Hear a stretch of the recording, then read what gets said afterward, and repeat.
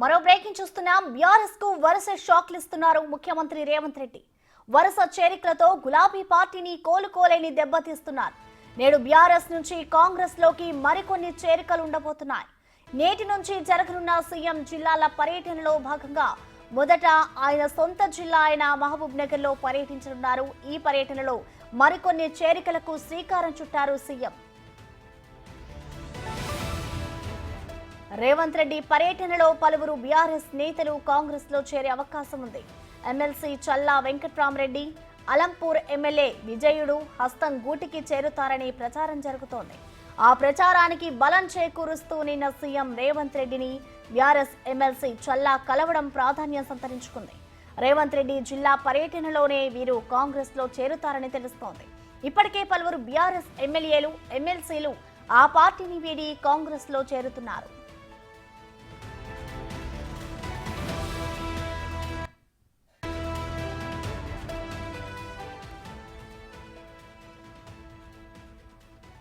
దీనిపై complete details మా ప్రతినిధి శంకర్ లైవ్ ద్వారా అందిస్తారు. శంకర్, చెప్పండి, తెలంగాణ సీఎం రేవంత్ రెడ్డి జిల్లాల పర్యటనకు సంబంధించిన డీటెయిల్స్ ఎలా ఉన్నాయి శంకర్?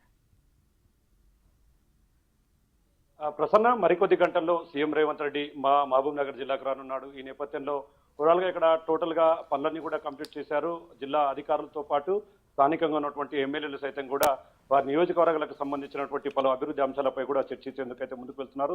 ప్రజెంట్ మనం మహబూబ్ నగర్ ఎమ్మెల్యేగా ఉన్నటువంటి ఎన్ఎం శ్రీనివాసరెడ్డి ఉన్నారు. ఆయనతో మాట్లాడదాం. సార్, చెప్పండి సార్, సీఎం రేవంత్ రెడ్డి పర్యటనపై సర్వత్రా ఆసక్తి అయితే నెలకొంది. జిల్లాల పర్యటనలో మొదటి ప్రాధాన్యత మహబూబ్ నగర్కి ఇచ్చారు. ఎట్లాంటి సమీక్షా సమావేశాలు జరగబోతున్నాయి? ఎట్లాంటి అభివృద్ధి పనులకు శ్రీకారం చుట్టబోతున్నారు? ముఖ్యంగా సీఎం గారి ఫోకస్ 3 అంశాల మీద ఉంది. Irrigation projects, health, education. ఈ మూడింటి మీద కూడా జిల్లాకు సంబంధించి అన్ని విషయాల మీద కూలంకషంగా వారు చర్చిస్తారు. అధికారులు ఇచ్చే ప్రజెంటేషన్ చూస్తారు. ఎమ్మెల్యేలు ఇచ్చే సూచనలు కూడా పరిగణలోకి తీసుకొని రాబోయే 5 సంవత్సరాల్లో మహబూబ్ నగర్ను ఇరిగేషన్ పరంగా, విద్య పరంగా, వైద్య పరంగా ఎట్లా అభివృద్ధి చేయాలనే సంకల్పంతో ఈరోజు రావడం జరుగుతూ ఉంది. గతంలో ఉన్న ప్రభుత్వాలు ఏ రోజు కూడా జిల్లా స్థాయిలో, ముఖ్యమంత్రి స్థాయిలో రివ్యూ జరగలే. మంత్రులు కూడా ఏ రోజు కూడా జిల్లాలో రివ్యూలు జరగలే. కానీ వాటికి భిన్నంగా ఈరోజు కొత్త ఒరవడికి శ్రీకారం చుట్టింది మన గౌరవ ముఖ్యమంత్రి. మొన్ననే వరంగల్ జిల్లాకు పోయి అక్కడ బాధలు, అక్కడ ఇష్యూస్ కానీ, అక్కడ డెవలప్మెంట్ ఆస్పెక్ట్స్, ఎక్కడైతే ప్రాజెక్టులు ఆగిపోయినాయో వాటన్నిటి గురించి క్షేత్రస్థాయిలో వివరణలు తీసుకొని దానికి రెమెడీస్ ఎట్లా చేయాలి, బడ్జెట్ కేటాయింపులు ఏం చేయాలనేది కసరత్తు చేస్తూ ఉన్నాం. అలాగే ఈరోజు మహబూబ్ నగర్ జిల్లాకు వస్తూ ఉన్నాం.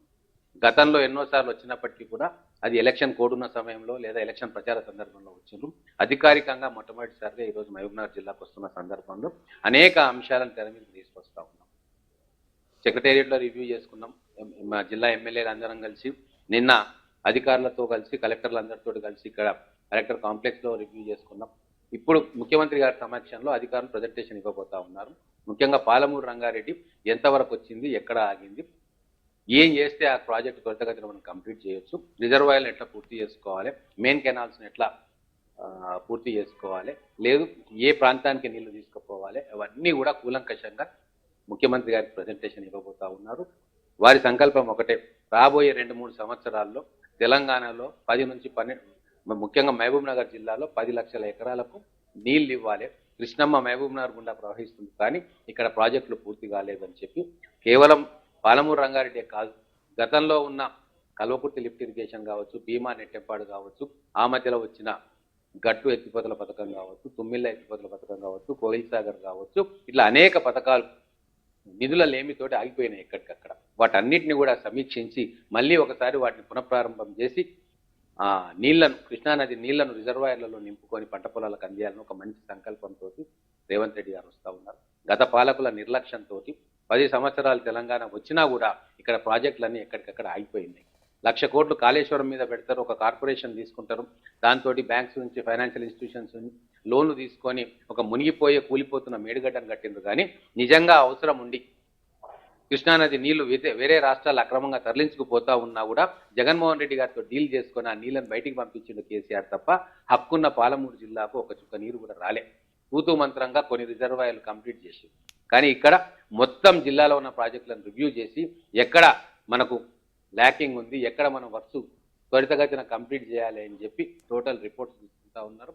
రాబోయే బడ్జెట్లో కూడా పాలమూరు రంగారెడ్డికి భారీ కేటాయింపులు ఉంటాయి.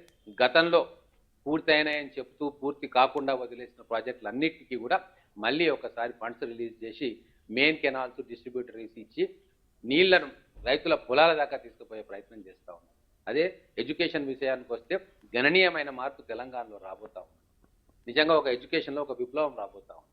గతంలో మీరు చూసిన పాఠశాలను ఎవరు పట్టించుకోలేదు, కానీ ముఖ్యమంత్రి గారు స్కూల్స్ తెరవకంటే ముందే వాళ్ళకు బడ్జెట్లు కేటాయించి మౌలిక వసతుల కల్పనకు శ్రీకారం చుట్టిండ్రు. ఐటీఐలను ఆధునీకరించబోతా ఉన్నారు. కొత్త కాలేజీలను పెట్టి శాంక్షన్ చేయించి వాళ్ళకు నిధులు కేటాయించబోతా ఉన్నారు.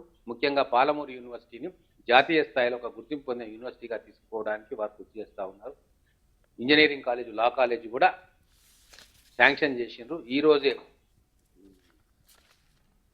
Council for higher education engineering కాలేజ్కు, లా కాలేజ్కు అనుమతులు ఇస్తూ యూనివర్సిటీ విజిట్ కూడా వాళ్ళు రాశారు. దీని తర్వాత ఏఐసిటి పర్మిషన్ తీసుకొని ఈ సంవత్సరంలో వచ్చే సంవత్సరంలో ఇక్కడ ఇంజనీరింగ్, లా కాలేజ్ తరగతులను స్టార్ట్ చేయాలని చెప్పి ప్రభుత్వం నిర్ణయాలు తీసుకుంటా ఉంది. దేవరకద్రలో డిగ్రీ కాలేజీ, జడ్చర్లలో ఇన్స్టిట్యూషన్స్, ఇట్లా అన్ని రకాలుగా ఏ ప్రాంతంలో విద్య వెనుకబడ్డదో ఆ ప్రాంతంలో ఆ పిల్లలకు చదువుకోవడానికి అన్ని వసూలుబాట్లు కల్పించడానికి ఈరోజు ప్రభుత్వం రేవంత్ రెడ్డి గారి నాయకత్వంలో కృతనిశ్చయంతో ఉంది. మొన్ననే 11,000 మంది టీచర్ల పోస్టుల కోసం టెస్ట్ నిర్వహించి వాళ్ళకు ఉద్యోగాలు ఇవ్వబోతా ఉన్నాం. ఖచ్చితంగా నేషనల్ యావరేజ్ 20 మందికి ఒక టీచర్ ఉండాలంటే తెలంగాణలో దాన్ని తగ్గించి 15-16 స్టూడెంట్స్కి ఒక టీచర్ను పెట్టాలని చెప్పి సంకల్పం చేస్తూ ఉన్నారు. అన్ని రకాలుగా ఎడ్యుకేషన్ సంబంధించి పాలమూరుకు కావచ్చు, తెలంగాణకు కావచ్చు స్వర్ణయుగం రాబోతా ఉంది. దానికోసం పక్కాగా ప్రణాళికలు సిద్ధం చేసుకుంటా ఉన్నారు రేవంత్ రెడ్డి గారికి. వారి మధ్యలో చాలా స్పష్టమైన ప్రణాళిక ఉంది. స్కిల్ డెవలప్మెంట్ యూనివర్సిటీని కూడా పెట్టి ప్రతి జిల్లా హెడ్ క్వార్టర్లో దాని బ్రాంచ్ని పెట్టి అక్కడ వేలాది మంది నిరుద్యోగులకు, చదువుకునే వాళ్లకు స్కిల్ డెవలప్మెంట్లో నైపుణ్య శిక్షణ ఇచ్చి వారిని ఉద్యోగానికి అర్హులుగా చేసే ప్రయత్నం కూడా చాలా భారీ ఎత్తున జరుగుతూ ఉంది. టీసీఎస్ అనే సంస్థ 2,500 కోట్లతోటి ఐటీఐలను ఆధునీకరించబోతా ఉంది. ఇట్లా అనేక విప్లవాత్మకమైన మార్పులతోటి ఈరోజు విద్యా వ్యవస్థను ప్రతిష్టం చేస్తూ ఉన్నారు. అలాగే హెల్త్ విషయానికి వస్తే గత పాలకులు ఎక్కడ డిమాండ్ వచ్చిందని చెప్పి అవసరం ఉన్నా లేకున్నా కేవలం సివిల్ కాంట్రాక్ట్లో కమిషన్లు కొట్టుకోవాలని చెప్పి మెడికల్ కాలేజీలను శాంక్షన్ చేసింది. కానీ ఉన్న మెడికల్ కాలేజీలో హ్యూమన్ రిసోర్సెస్ని డెవలప్ చేసుకునే ప్రయత్నం ఈ రోజు కూడా చేయలేదు. మహబూబ్ నగర్ విషయానికి వస్తే కాంగ్రెస్ ప్రభుత్వం ఉన్నప్పుడే అన్ని అనుమతులను క్లియర్ చేసి ఆ రోజు మెడికల్ కాలేజీకి పర్మిషన్ తీసుకొచ్చే ప్రక్రియ మొదలుపెట్టింది. వీళ్ళు వచ్చిన తర్వాత మొట్టమొదటి తెలంగాణలో ఏర్పడ్డ మెడికల్ కాలేజీ ఈ రోజు 50% కూడా స్టాఫ్ లేరు, టెక్నీషియన్స్ లేరు, ప్రొఫెసర్స్ లేరు, అసిస్టెంట్ ప్రొఫెసర్స్ లేరు, ఎవ్వరు కూడా లేరు. అందుకే దామోదర్ రాజనరసింహ గారు కూడా రివ్యూ చేసి హ్యూమన్ రిసోర్సెస్ అనేది చాలా ప్రధానం మెడికల్ వ్యవస్థలో అని చెప్పి ఎక్కడికక్కడ కొత్త జాబ్లను క్రియేట్ చేస్తూ ఉన్నారు, స్టాఫ్ నర్సులను రిక్రూట్ చేస్తూ ఉన్నారు, టెక్నీషియన్స్ రిక్రూట్ చేస్తూ ఉన్నారు. రాబోయే 6 నెలల కాలంలో మొత్తం మహబూబ్ నగర్ జిల్లా కాదు తెలంగాణ వ్యాప్తంగా కూడా పిహెచ్సి సెంటర్లో డాక్టర్లు ఉంటారు, పిహెచ్సి సెంటర్స్ నిధులు ఉంటాయి వాళ్లకు ప్రత్యేకంగా. ఎక్కడికక్కడ హైవేల మీద ట్రామా సెంటర్లు ఏర్పాటు చేయడానికి సంకల్పం చేస్తూ ఉన్నారు. ఇవన్నిటినీ కూడా మహబూబ్ నగర్ జిల్లా పరంగా రివ్యూ చేస్తారు గౌరవ ముఖ్యమంత్రి గారు. చూస్తున్నాం అంటే ఇది ఓవరాల్ గా ఒక మహబూబ్ నగర్ నియోజకవర్గమే కాదు 14 నియోజకవర్గాలకు సంబంధించినటువంటి ప్రతి అంశాన్ని కూడా కూలంకుషంగా పరిశీలిస్తారు. ఖచ్చితంగా పెండింగ్ ప్రాజెక్టులపైన స్పెషల్ దృష్టి సారించడమే కాదు హెల్త్ అదేవిధంగా విద్య పైన ప్రత్యేకమైనటువంటి దృష్టి సారిస్తూ ముందుకు వెళ్తాడు. ఈ క్రమంలోనే ఆయన రాక కోసం అయితే ఇక్కడ అన్ని ఏర్పాట్లు పూర్తి చేసి దగ్గర నుండి చూస్తున్నట్లుగా కూడా స్థానిక ఎమ్మెల్యేగా ఉన్నటువంటి ఎన్ఎం శ్రీనివాసరెడ్డి చెప్తున్నటువంటి పరిస్థితి కనిపిస్తుంది. ప్రసన్న. Thank you Shankar.